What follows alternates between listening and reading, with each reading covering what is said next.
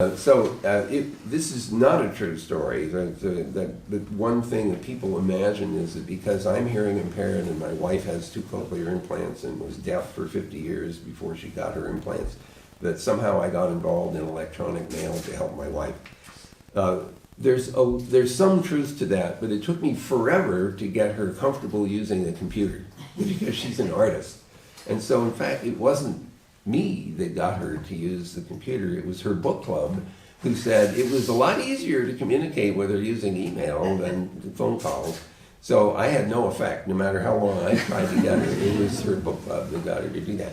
It did have an effect on me, though, because I'm hearing impaired, and I've been wearing hearing aids since I was 13.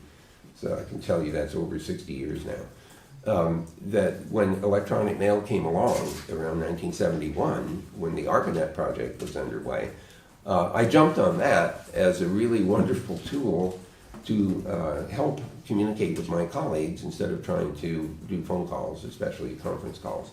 So I tended to choose jobs that also had electronic mail available.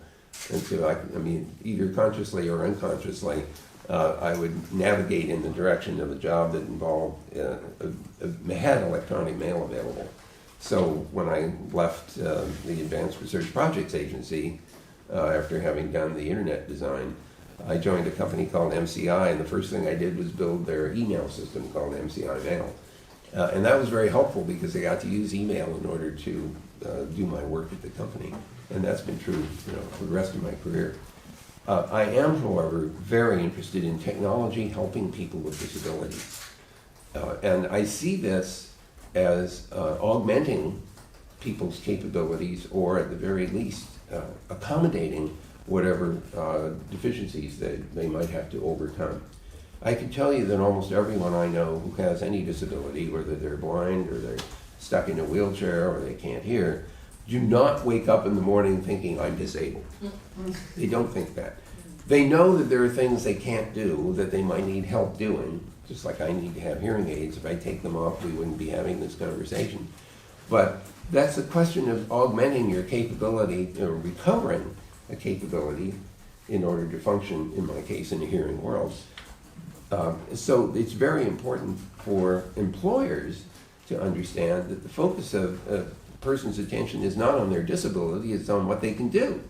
And that's what employers should be thinking. They should be thinking, okay, so what can this person do that's relevant to me?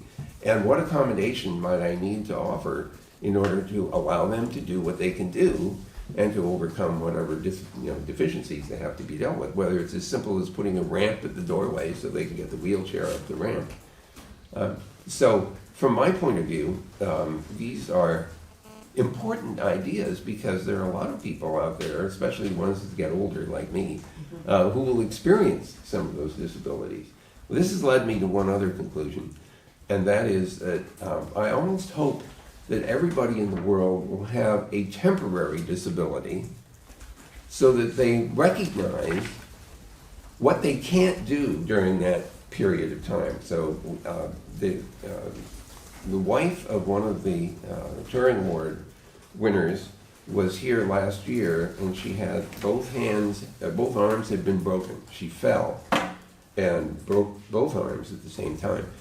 And so she was not able to do quite a long list of things that she normally would do. I asked her if she would please write down the things that she discovered she couldn't do and needed help with until her broken arms healed. And it was quite a long list. And she was surprised when she made this list about all the things she took for granted that she would normally just do without thinking, that suddenly she needed help for. Now, thankfully, her arms have healed and she's back doing whatever she needs to do. But I wanted everybody to have that experience so they begin to appreciate why assistive technology is helpful and why it's important to make it available. So that sort of doesn't quite answer your question, but it gets around to a point that I did want to make, which is that assistive technology is really important. And for a person like me who's a computer scientist, it's embarrassing that we have not managed to take computers, which are among the most versatile things we've ever invented, and make them do a better job of accommodating people's needs when it comes to assistive technology. For example, higher contrast, larger fonts, keyboards that are better for people who have mobility problems. There are just a wide range of assistive technologies that we should be incorporating into all of our applications. So the people at Google hear me beating all the time on this. The problem that we encounter for most programmers is that their intuition for what makes something useful and provides assistance, their intuitions are not very good because they haven't lived with the problem. So they don't really know what it is that is required to design something that is helpful. And so there we have a lot of work to do to teach people how to do systems that are usable by design. And that, I think, is a big challenge for all of us. So